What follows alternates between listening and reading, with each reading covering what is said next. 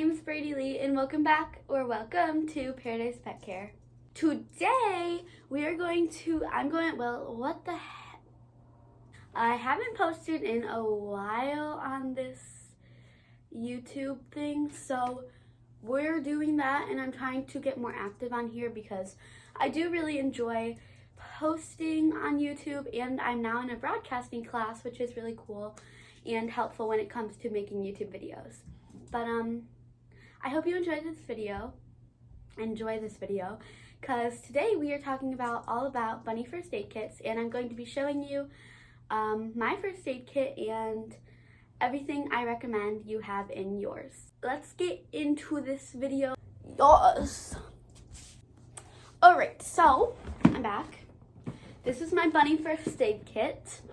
I have just kind of recently been working on improving my first aid kit, and I have definitely been meaning to show it to you guys, so I am super excited to show you everything that I keep in here. I'm just going to get straight into this right now. So something oh my god, there's a lot of stuff in here. I just feel like, okay. Wow. Okay. So yeah, this is the bucket I have it in. I literally just found this in my mom's office, and I took it, so yeah. Okay, so the first thing I have in this first aid kit is actually a little like heat warmer thing. It's like a heating pad. I've never seen someone put this in their first aid kit. I just thought it would be cool to have in hand. Like I think for like GI problems, you can put your bunny on here and it can just kind of comfort them. This is obviously not something you need to have. I just am extra, and I had this laying around my house, and I thought I would throw it in here in case I ever think it could be helpful. So I have that. So secondly, one of the most important things I have in here is critical care. This is probably the most important thing you can add to your bunny's first aid kit. So this is just Oxbow Critical Care. This is the herbivore one because rabbits are herbivores. This is just the apple and banana flavor because I figured you might as well make it taste good, you know. But this is what it looks like. I just purchased this off of Amazon. And basically, if your rabbit ever goes into GI stasis, then you can force feed this to them to make sure their gut doesn't stop, because a rabbit can die from GI stasis within hours, which is really sad. And I definitely think this is like literally a lifesaver to get yourself to the vet in time. And I do want to mention, make sure you go to the vet if you do have any emergencies with your rabbit. None of this critical first aid stuff is like a, what's the word? Replacement, I guess, to veterinary care. So definitely find yourself a rabbit savvy vet. That's like the most important thing that you can have in your first aid kit, along with money. That's probably the most important thing. I don't have this in my first aid kit, it's somewhere else. But yeah, money is definitely one of the most important things you can have on hand for your rabbit, because if they do need a vet visit, rabbit savvy vets are not cheap. But yeah, critical care is very important. Buy it, buy it, buy it. Hey, it's me, I'm back. Currently editing this video, and I forgot to mention about the critical care. Once you open it, I would highly recommend putting it in the freezer and then just defrosting it if you ever need to use it again. Obviously it's in my first aid kit in this video because I haven't opened it yet, but once you open it, it's only supposed to last for like 30 days, and it'll last a lot longer if you freeze it or even just refrigerate it. So I would definitely do that. Okay, so I used this recently. This is third thing. This is Vetricam Plus. It is an antimicrobial wind and skincare spray, And basically, you can spray this on a wound to make sure it doesn't get infected. I used this recently because Cinnamon decided to nip Olaf and it was bleeding, so I just added some of that to make sure it didn't get infected, and it worked great. Something that I highly recommend having in your first aid kit is saline solution or like contact solution. You can use this to wash out their eye if they get a piece of hay or fur stuck in their eye, which can be really helpful. Another really important thing you want to have is baby gas drops. This is from Little Remedies. I got this also on Amazon.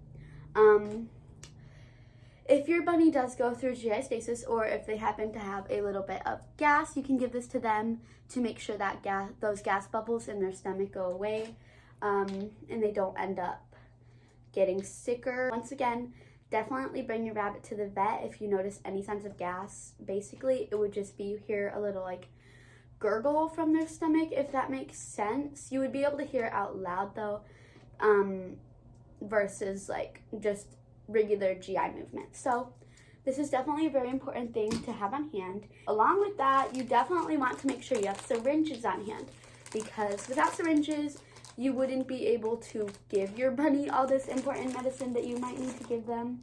And you definitely want to be able to do that. So I just have 1 ml syringes, which can be really helpful for most things. I don't know what size these are.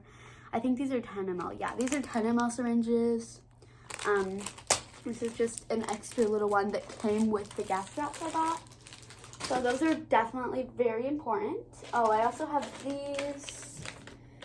These are 50 ml. I thought these were 100. Yeah, these are 50 ml, which I've seen someone recommend for providing critical care for your bunnies. So I just have a couple of these on hand too.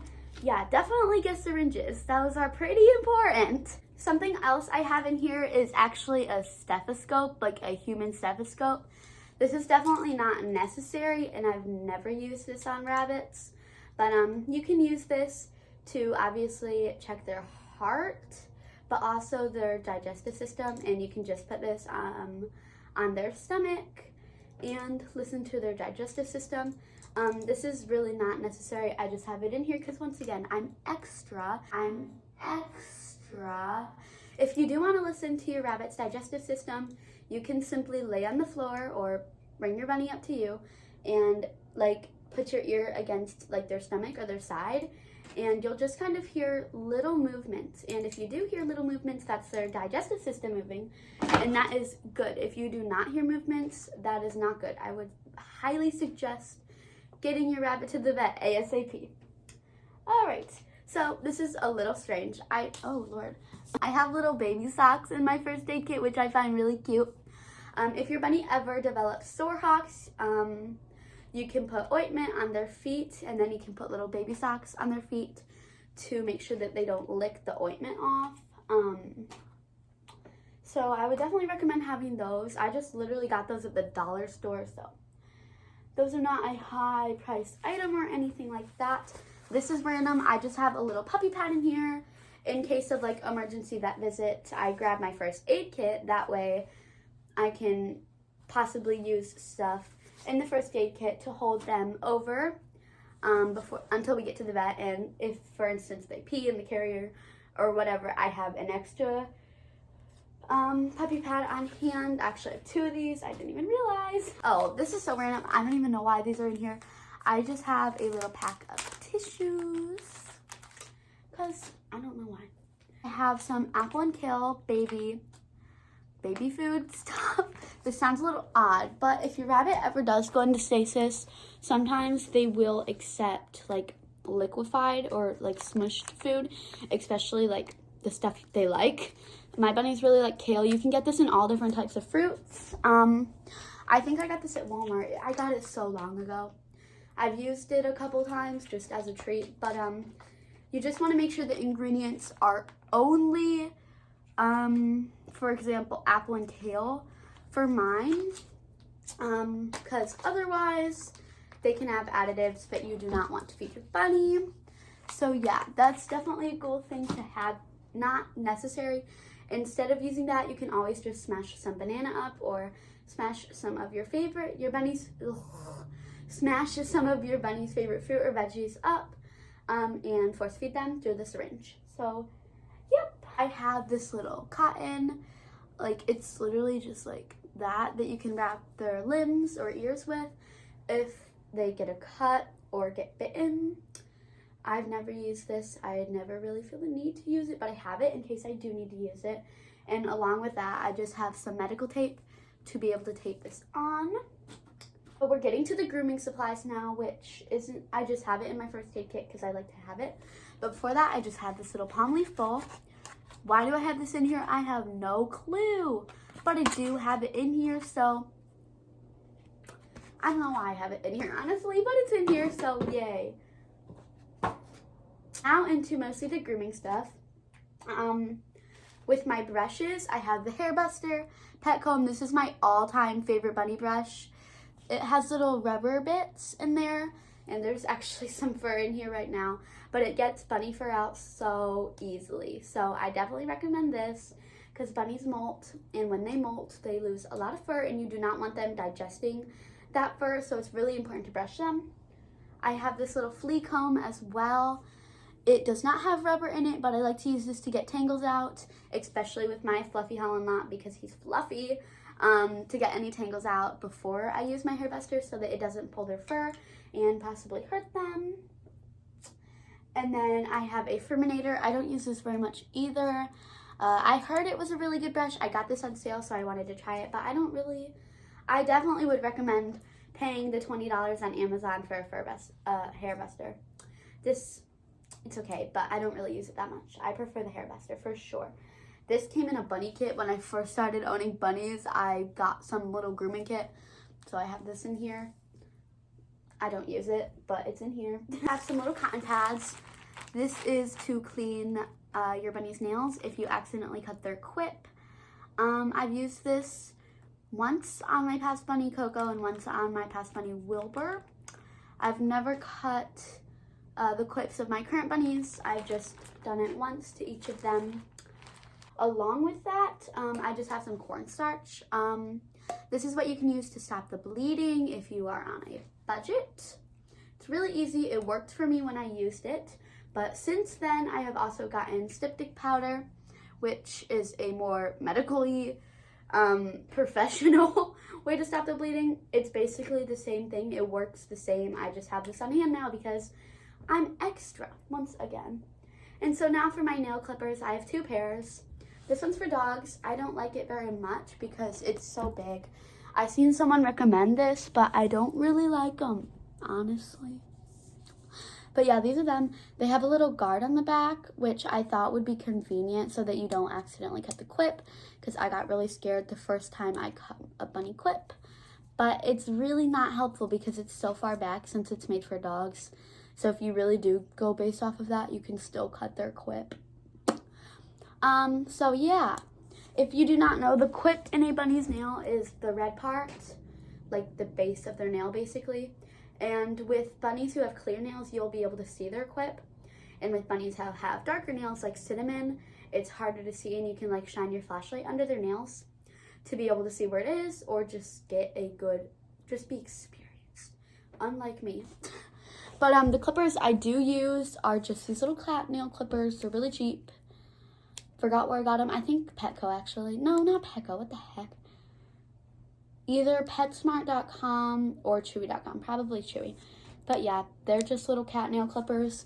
They work a lot better than the dog ones since they're smaller and just easier to handle. I like these ones a lot better. So yeah, that is everything that's in my first aid kit.